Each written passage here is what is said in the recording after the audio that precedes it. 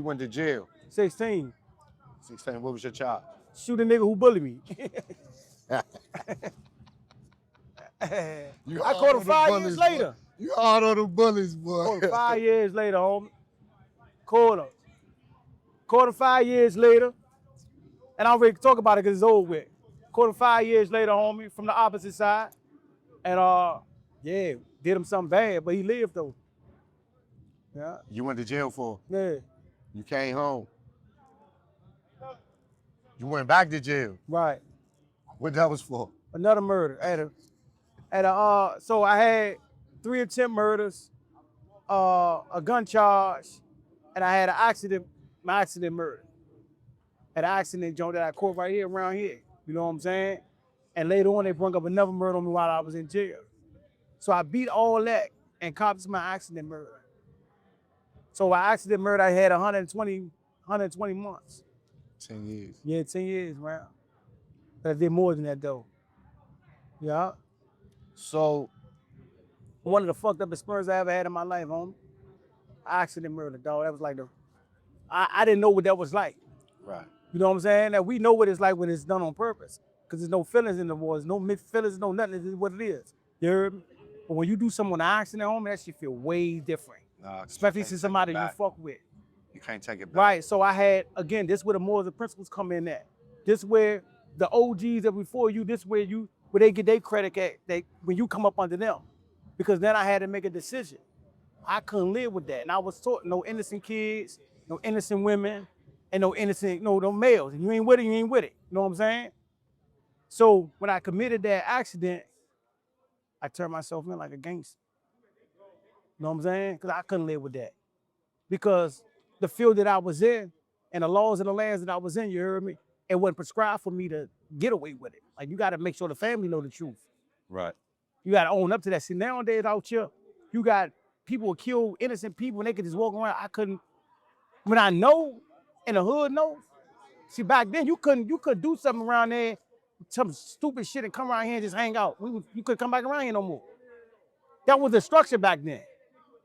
If you shoot somebody and you shot somebody on an accident and you think you about to come around here and bring that beef around here, nah, nigga, get the fuck from around here. Make it right. Nah, for real. Because we get money. So we was taught not to bring unwanted attention to our block so the OGs can get some money.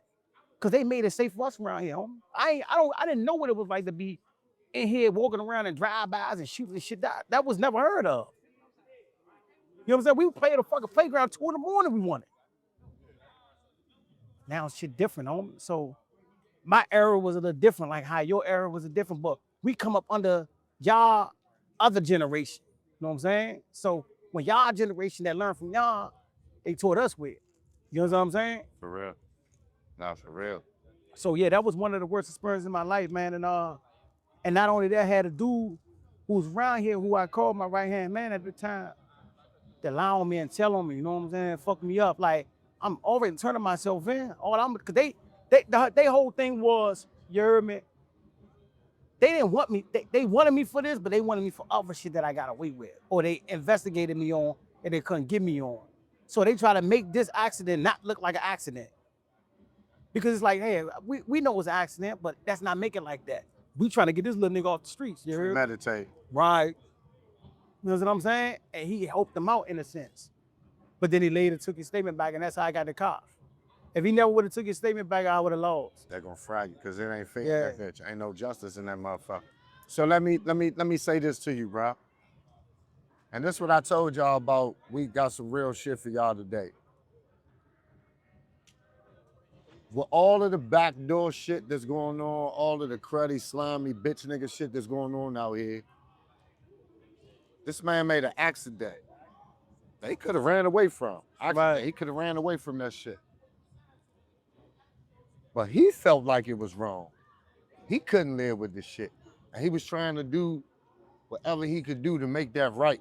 Even though, like, you know, we can't bring him back. So I know you had to suffer, you know what I'm saying? You had to suffer, bro.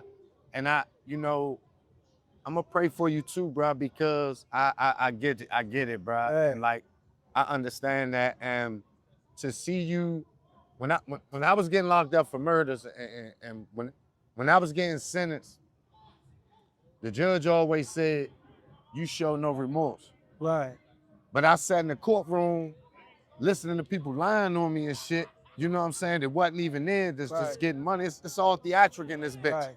All this shit made up. You know what I Right. mean? I'm sitting there watching this show and I'm disgusted. You know what I mean? And to hear what you went through, that's remorse. Right. You know what I mean? That's like what they meant. And I that's got what the I person wasn't tatted on my showing. back and all that shit. You said something. You said when it's intentional, Yeah, it ain't no remorse. but every time you got locked up, there was no remorse. This time it was Hell yeah, it hit different. remorse. I went You know through what I'm depression stages, homie. Even had a couple times suicidal thoughts. You heard me? Young, nigga, I'm young. I don't know how to, you know what I'm saying? I know how to, like I said, I know how to handle some shit that I did on purpose. I was taught by the best when it comes to this shit. But I never did nothing on an accident. Not only just an accident, somebody who I fucked with. So it hit more bigger. Nah, for real. You know what I'm saying? It ain't just a stranger. It's somebody who I fucked with. You know what I'm saying? And that fucked me up, son. To be able to, you know, to get embarrassed all on the news, get my, like, homie fucked me up when he did that, man. You know what I'm saying? But I tried the tribulation, man, homie. It made me who I am today, but rest in peace to Ashley, homie. Real talk, man. There was a female at that. So he even more different. You know? So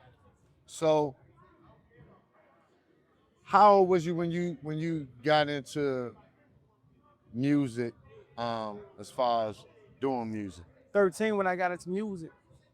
Like I said, I grew up, my uncle and shit played in the band. You heard me? So he used to have a little studio over his house. So when we used to go over his house for the weekend, he'd be recording and shit. And no did it, we used to play on a little mic and shit, you heard me? And kick a fake little couple freestyles and shit like that. And every week, that shit was the thing to do. Until I became to like the shit. And then that's how I started elevating and taking it serious. You know? So I started off with cassette tapes. Before they had the instrumentals, you know what I'm saying? The CD instrumentals and all that, I used to rap over people. That's how far back I go, son. You heard me? So, yeah. So now, so you doing music. I'm gonna ask you a quick question so I can go back to this. How old was you when you got your first deal? What, 19? 19. So you started doing music at 13.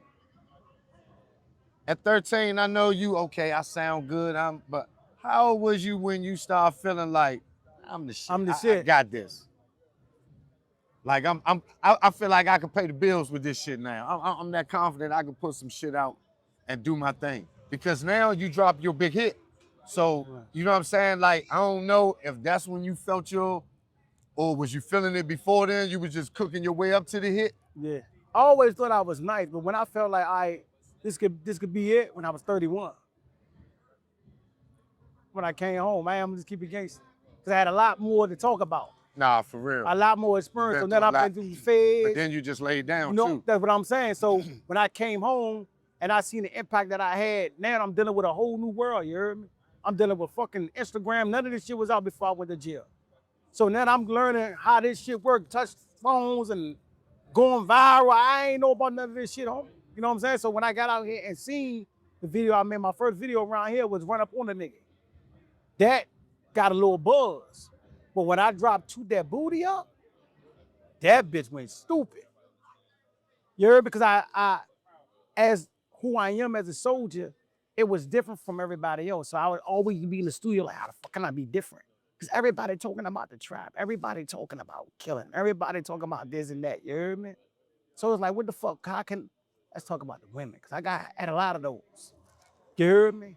So I was always taught by my last deal, if you get the women and the kids, you got everybody. You know what I'm saying? So I had to step outside my little comfort zone, you heard me? And I made that. Shout out to Proctor who made the beat. Toot That Booty Up. I shot a banging ass video for it. Had everybody named mom. If anybody know in 2019, pool party was off the hinges. Everybody, mama, grandmama, niece, everybody was in that bitch. If you get a chance, you go check it out on YouTube.